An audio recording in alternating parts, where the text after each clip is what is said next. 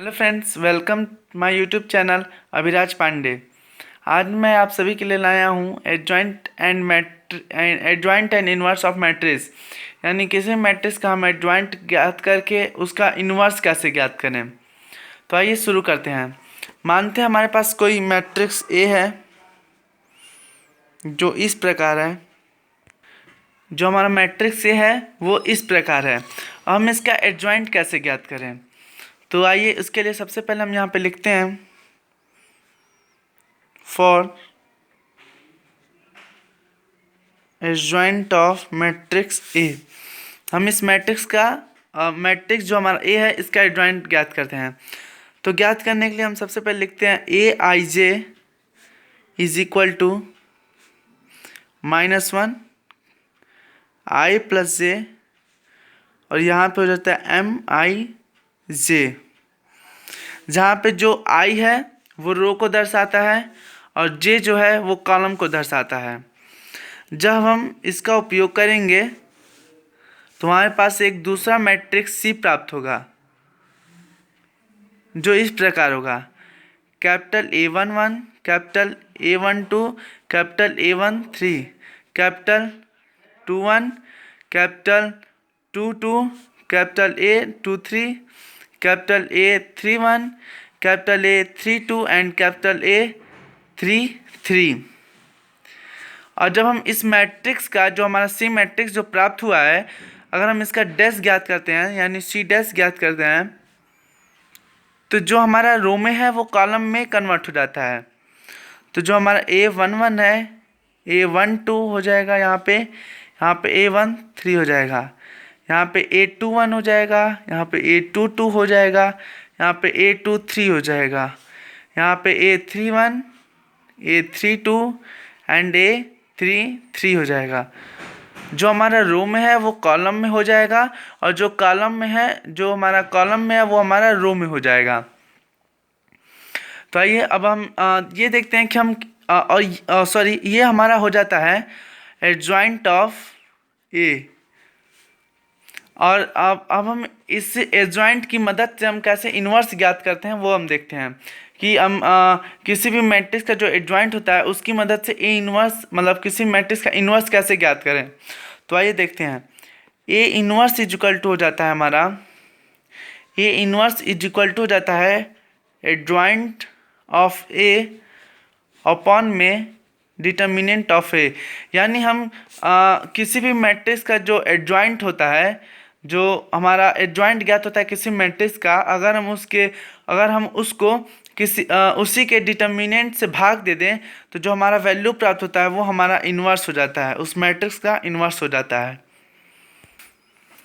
अब हम इसके थ्योरम को देखते हैं कि ये जो हमारा इन्वर्स ऑफ मैट्रिक्स है, एडजॉइंट है, इसका थ्योरम क्या है। तो आइए देखते हैं।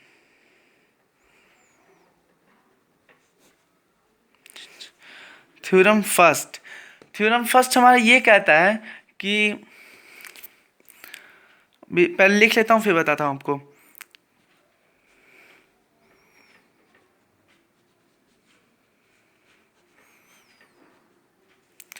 पहला थ्योरम हमारा ये कहता है कि जो मैट्रिक्स ए है उसके एडजॉइंट से अगर हम उसको गुणनफल कर दें, उसका मल्टीप्लाई कर दें, तो जो हमारा प्राप्त होता है वो उसके डिटर्मिनेंट का और आई की वैल्यू का गुणनफल के बराबर होता है।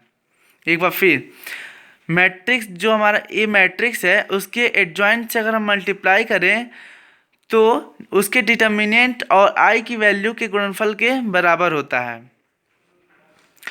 और इसी में हमारा आता है पहले का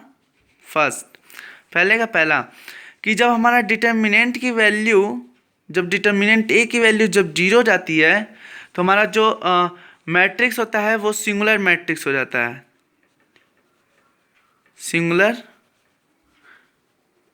मैट्रिक्स हो जाता है। और जो दूसरा है, जब डिटर्मिनेंट ए की वैल्यू 0 के इक्वल नहीं होगी, determinant is not equal to 0, then तब जो हमारा मैट्रिक्स होगा वो नॉन सिंगुलर हो जाएगा।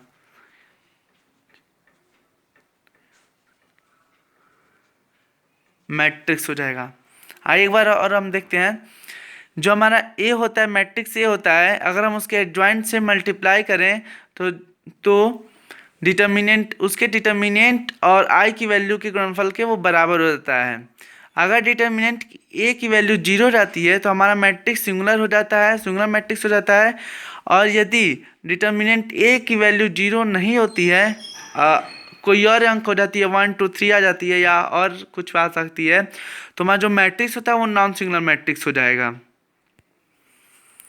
दूसरा होता है कि यदि डिटर्मिनेंट ए, कोई दो मैट्रिक्स है और उसका पहले मैट्रिक्स का डिटर्मिनेंट और दूसरे मैट्रिक्स का determinant is not equal to 0 है, देन तब जो हमारा ए बी का डिटर्मिनेंट एंड बी ए का डिटर्मिनेंट जो होगा वो 0 के बराबर नहीं होगा। यानी A B, determinant A B and determinant B A is not equal to 0। तीसरा हमारा थ्योरम ये कहता है डिटर्मिनेंट ए बी जो है वो हमारा इक्वल होता है डिटर्मिनेंट ऑफ बी ए के। तो इतने हमारे थ्योरम होते हैं। अब आइए हम क्वेश्चन सॉल्व करते हैं। हम क्वेश्चन नंबर 1 लेते हैं। क्वेश्चन नंबर 1 देखिए, जो हमारा क्वेश्चन है वो ये है कि a is equal to 1 3 2 4, then find the value of adjoint A, यानी एडजॉइंट ए की वैल्यू ज्ञात करनी है और हमें उसका ए इनवर्स ज्ञात करना है। तो आइए देखते हैं सॉल्व। सबसे पहले हम ये लिखते हैं a इज इक्वल टू 1 3 2 4। अब हम इसका एडजॉइंट ज्ञात करते हैं। तो एडजॉइंट ज्ञात करने के लिए हमने क्या बताया था, ए I J is equal to -1 के पावर में आई प्लस जे एंड एम आई जे। तो देखिए हमारा a11 क्या है, a सबसे पहले हम फर्स्ट एलिमेंट लेते हैं। तो a, और ये फर्स्ट रो है और फर्स्ट कॉलम है, तो 1 first row and first column. तो a11 इज इक्वल टू -1 के पावर में i के मान 1 प्लस 1 एम आई जे। सॉरी, एम आई जे की वैल्यू कितनी है, जब हम इस 1 को लेंगे तो 1 के रो को और 1 के कॉलम को ढकेंगे तो हमारा क्या प्राप्त होगा, 4। तो यहाँ पे हो जाएगा 4। तो a11 की वैल्यू जाती है -1 के होल पावर स्क्वायर, और ये 4। -1 का जब स्क्वायर करेंगे तो 1 हो जाएगा और 4 से मल्टीप्लाई करेंगे तो 4 हो जाएगा, यानी a11 की वैल्यू 4 प्राप्त हुई। वैसे ही a12 की वैल्यू क्या हो जाएगी हमारी, -1 के होल पावर में a12, यानी ये, तो 1 प्लस 2 एंड जब सेकेंड फर्स्ट रो के सेकेंड कॉलम को ढकेंगे, फर्स्ट रो के सेकेंड कॉलम को ढकेंगे तो हमारा क्या प्राप्त होगा, 3 होगा। तो यहाँ पे क्या लिखेंगे, 3। और हमारा a12 प्राप्त होगा -1 के होल पावर क्यूब इंटू 3। तो -1 का जब क्यूब करेंगे तो -1 प्राप्त होगा, और जब 3 से मल्टीप्लाई करेंगे तो -3 हो जाएगा। तो a12 हमारा क्या हो गया, -3 हो गया।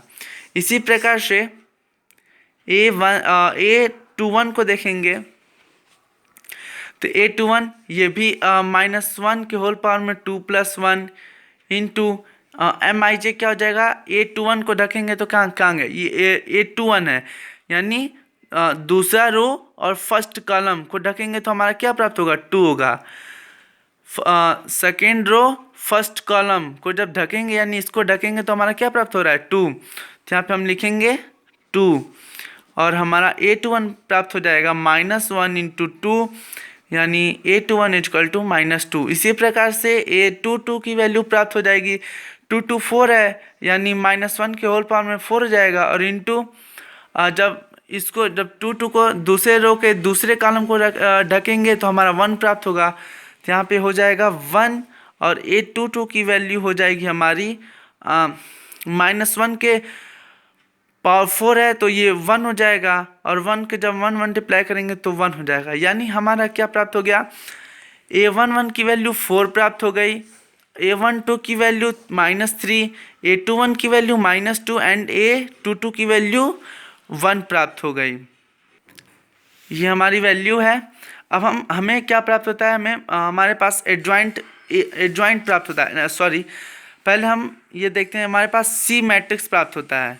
सी मैट्रिक्स हम कैसे लिखेंगे, A11 ये है तो 4, A12 -3 हो जाएगा, A21 -2 एंड A22 1 हो जाएगा। अब हम इसका डैश ज्ञात करेंगे तभी तो हमारा एडजॉइंट ज्ञात होगा। तो सी डैश करेंगे तो हमारे पास क्या हो जाएगा, 4 -3 -2 1। ये हमारा क्या ज्ञात हो गया, एडजॉइंट ज्ञात हो गया। 4 -3 -2 1, ये हमारा ज्ञात हो गया एडजॉइंट ऑफ ए।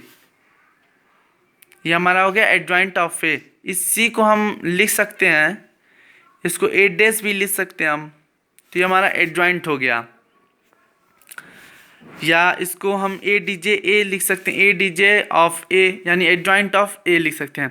हम इसका इन्वर्स कैसे ज्ञात करें, इन्वर्स ज्ञात करने का हमने फार्मूला बताया था, A inverse equal to adjoint of A upon determinant A. तो डिटर्मिनेंट हम किसका ज्ञात करेंगे, ए का। तो हमारा ए क्या था, हमारा ए था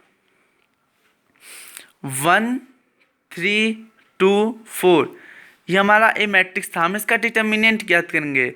determinant A is equal to determinant 1 3 2 4, इससे इसका मल्टीप्लाई करेंगे और इसका इससे मल्टीप्लाई करेंगे तो हमें क्या प्राप्त हो जाएगा, 1 4 जा 4 माइनस 3 2 जा 6, तो 4 - 6 कितना हो जाएगा, -2। यानी हमारा डिटर्मिनेंट की वैल्यू जो है वो -2 आ गई, -2 आ गई।